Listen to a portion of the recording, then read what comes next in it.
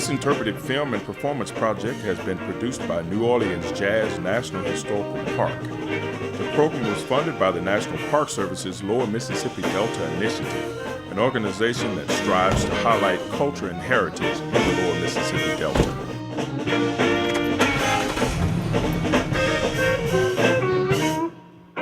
Join us as we take a road trip to national parks in the Lower Mississippi Delta. Oh yeah. How many like that drummer boy who prayed before he died? How many like that drummer boy who prayed before he died?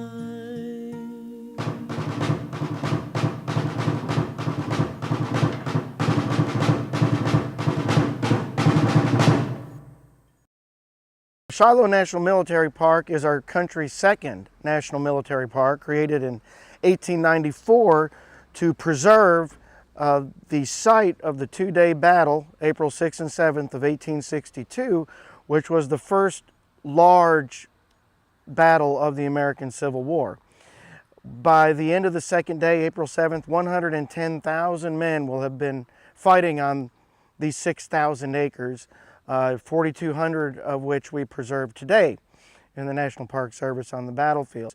Prior to the Battle of Shiloh, the casualty rate in the earlier battles was 6 to 9%. Here it's 25%. When the word of the casualties get back home to the newspapers and the people back home, it does send shockwaves through the public and politicians, both in Richmond and in Washington, D.C., and they realize this is going to be a lot tougher, bloodier road than anybody ever thought or imagined the war could be. Well, this is the second of a series of disasters befalling the Confederate Army that spring of 1862. With the fall of Fort Donelson and Fort Henry up near the Tennessee-Kentucky border, that would be the first major victory for the Union military. That leads directly to the Union military establishing a camp here at what we know now the battlefield of Shiloh, and what they were referring to as Pittsburgh Landing at the time. Over the field where April rain solaced the parched one stretched in pain.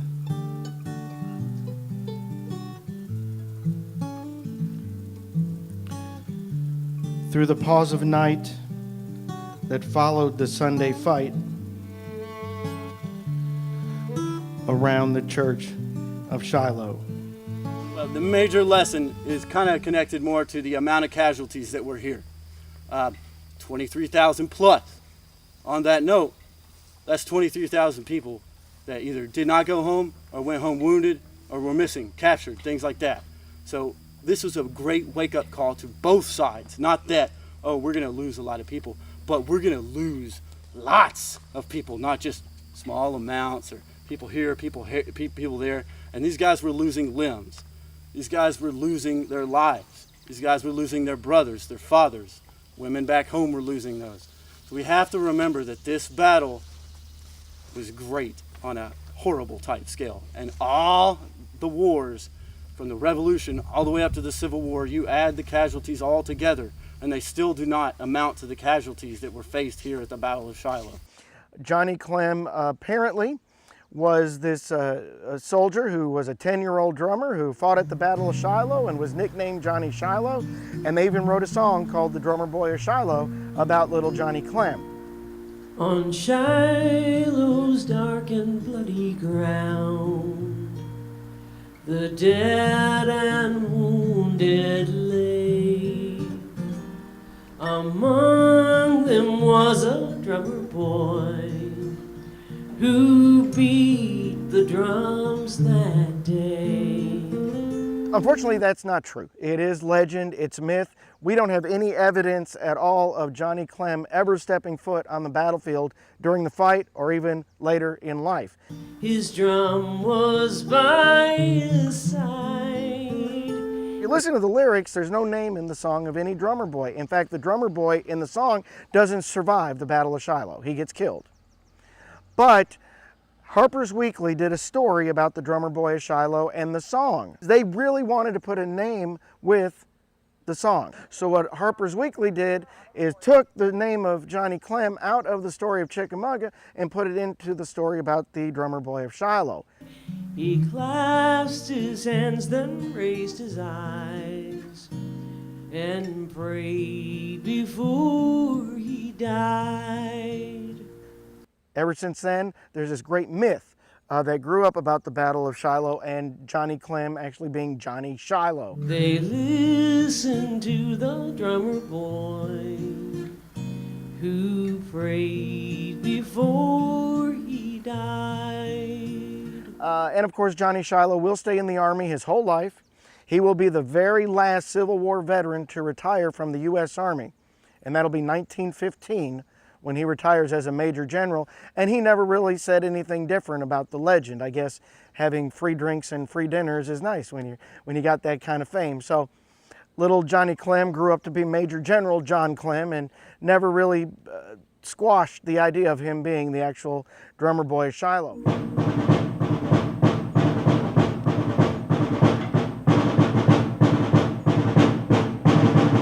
It's a wake-up call to everyone that this is not just some simple war.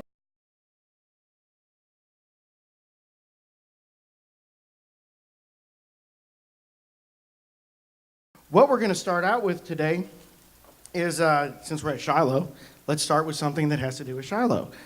This is a poem, and Matt has written some very wonderful music to go along with this poem. It's called Shiloh, a Requiem, originally written right during the war by a little-known author by the name of Herman Melville. Actually, I'm just kidding. But his big work was in 1851. Of course, that was Moby Dick. By the 1860s, he needed some money, and he went on a lecture tour for about 3 years, trying to make some money, and that is in 1860, 61, 62. And in 1863, he decided to write a book of war poems. Nobody bought it. He didn't make a dime off it, and only recently, as his career stalled out by the war and really never recovered, it's only recently that a lot of these poems and a lot of the books that he had written after the Civil War became appreciated. He actually died pretty much penniless up in New York and sort of a forgotten writer. So the first song we'll do here, or poem and music, again, is Shiloh, a Requiem.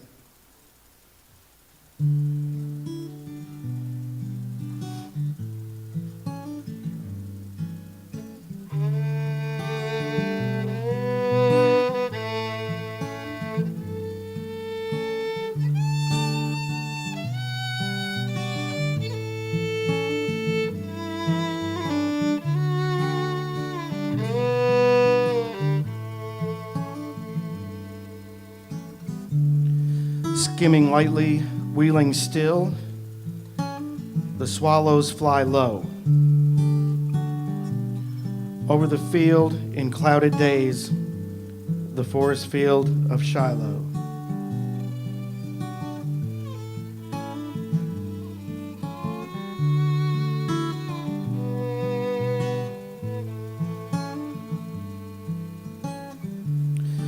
Over the field where April rain solaced the parched one stretched in pain.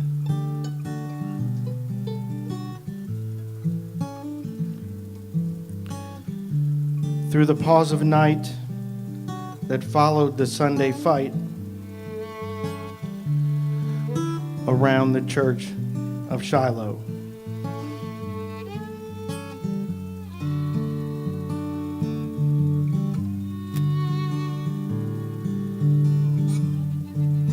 The church so lone, the log-built one,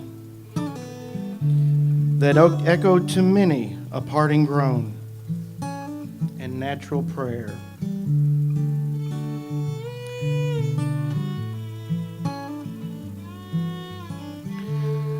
Of dying foemen mingled there, foemen at morn, but friends at eve. Fame our country least their care. What like a bullet can undeceive? But now they lie low, while over them the swallows skim. And all is hushed at Shiloh.